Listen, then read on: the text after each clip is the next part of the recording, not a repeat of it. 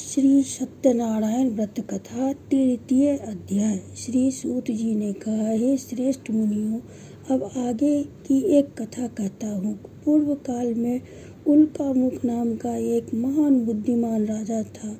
वह सत्यवक्ता और जितेंद्रिय था। प्रतिदिन देव स्थानों पर जाता था, गरीबों को धन देकर उनके कष्ट दूर करता था। उनकी पत्नी कमल के समान मुख वाली और सती साध्वी थी। भद्रशिला नदी के तट पर उन दोनों ने श्री सत्यनारायण भगवान का व्रत किया। उस समय वहाँ साधु नामक एक वैश्य आया। उसके पास व्यापार के लिए बहुत सा धन था। वह वैश्य नाव को किनारे पर ठहरा कर राजा के पास आया। राजा को व्रत करते हुए देखकर उसने विनय के साथ पूछा, हे राजन,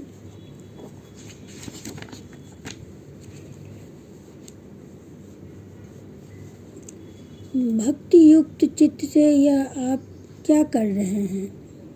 मेरी सुनने की इच्छा है। कृपया आप यह मुझे भी बताइए। महाराज उल्कामुख ने कहा, हे साधु वैश्य, मैं अपने बंधु बांधवों के साथ पुत्रादि की प्राप्ति के लिए महाशक्तिमान सत्यनारायण भगवान का व्रत व पूजन कर रहा हूँ। राजा के वचन सुनकर साधु नामक वैश्य ने आदर से कहा, हे राजन, मुझे भी इसका सब विधान बताएं।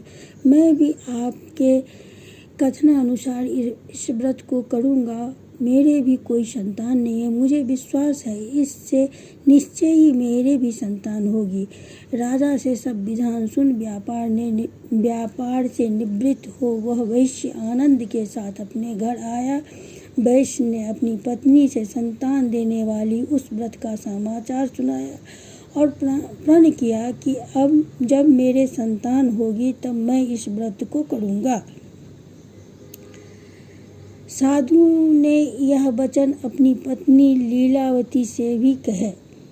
एक दिन उसकी पत्नी लीलावती आनंदित हो सांसारिक धर्म में प्रवृत्त होकर श्री सत्यनारायण भगवान की कृपा से गर्भवती हो गई। 10वें महीने में उसने एक सुंदर कन्या को जन्म दिया। दिनों दिन वह कन्या इस तरह बढ़ने लगे जैसे शुक्ल पक्ष का चंद्रमा बढ़ता है। कन्या का नाम कलावती रखा गया। तब लीलावती ने मीठे शब्दों में अपने पति को स्मरण दिलाया कि आपने जो भगवान का व्रत करने का संकल्प किया था, अब आप उसे पूरा करिए। साधु वैश्य ने कहा, हे प्रिय, मैं कन्या के विवाह पर इस व्रत को करूँगा। इस प्रकार अपनी पत्नी को आश्वासन दे वह व्यापार करने चला गया।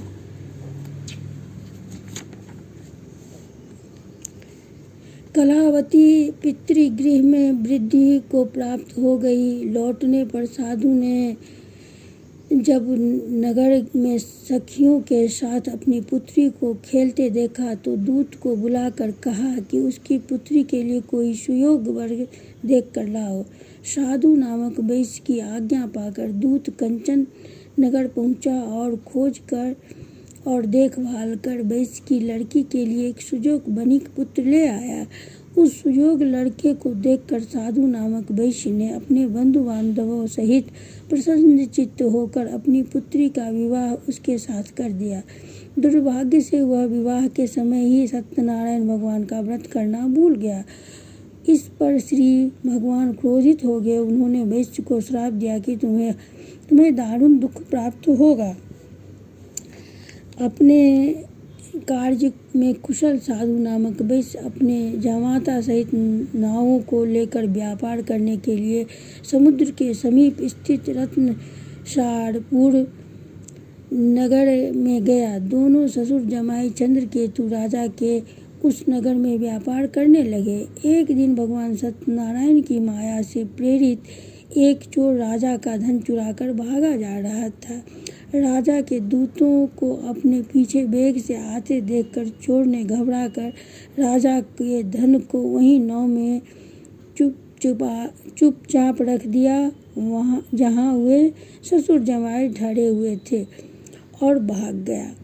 जब दूतों ने उस साधु वैश्य के पास राजा के धन को रखा देखा तो ससुर जमाता दोनों को बांध कर ले गया और राजा के समीप जाकर बोले, हम ये 2 चोर पकड़ कर लाए हैं, देखकर आज्ञा दें।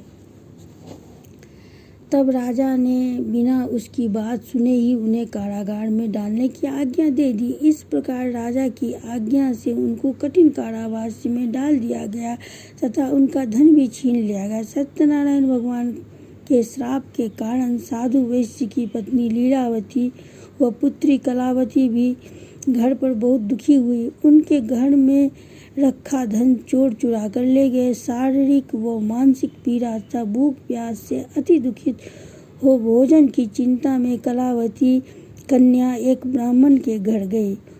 उसने ब्राह्मण को श्री सत्यनारायण भगवान का व्रत करते देखा। उसने कथा सुनी तथा प्रसाद ग्रहण कर रात को घर आई। माता ने कलावती से पूछा, हे पुत्री, तू अब तक कहाँ रही? वह तेरे मन में क्या है?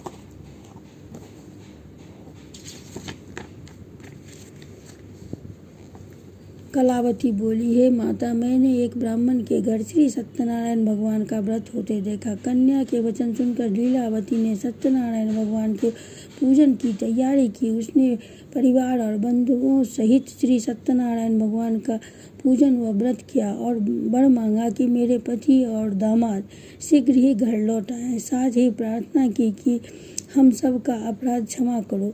श्री सत्यनारायण भगवान इस व्रत से संतुष्ट हो गए। उन्होंने राजा चंद्रकेतु को स्वप्न में दर्शन देकर कहा, हे राजन, जिन दोनों वेश्यों को तुमने बंदी बना रखा है वे निर्दोष हैं, उन्हें प्रातः ही छोड़ दो। उनका सब धन जो तुमने ग्रहण किया है लौटा दो, अन्यथा मैं तेरा धन, राज्य, पुत्र आदि सब नष्ट कर दूंगा।